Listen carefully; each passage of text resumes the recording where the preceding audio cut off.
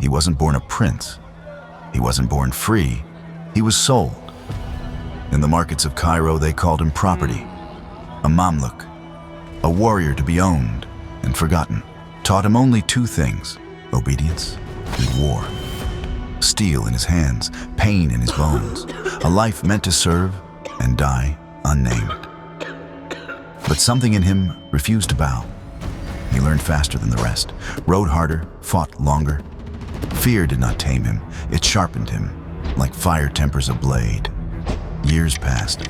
The boy became a soldier. The soldier became a leader. On the sands of Syria, no horse rode faster. He was still a slave. But men started to whisper his name. Then came the storm from the east, the Mongols. Cities burned, empires shattered. Baghdad, erased from the earth itself. No army had ever stopped them. No king dared to try. Until a message reached Cairo. They are coming. The Sultan trembled. His generals argued, and in the shadows, a former slave stepped forward and said, "Let me fight them." They laughed at first, a mere Mamluk. But there was iron in his eyes, and something far older than fear. So they gave him an army, not the largest, not the best equipped, but one that would follow him to the ends of the earth.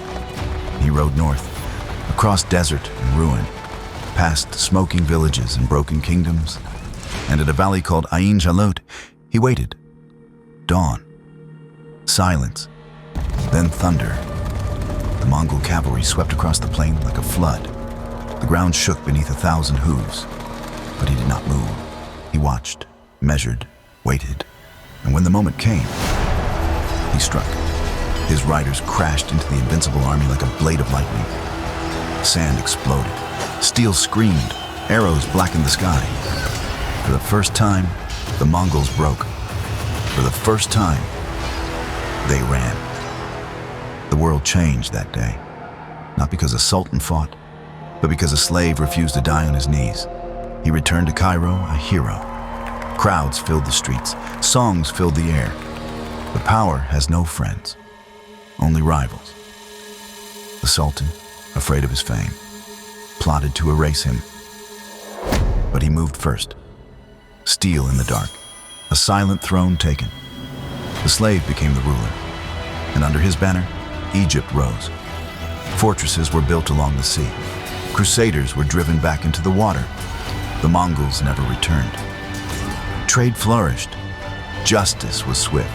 The desert had a king carved from iron and fire. He was no prince by birth, no noble by blood. He was a slave who broke his chains and forged an empire. His name was Baybars.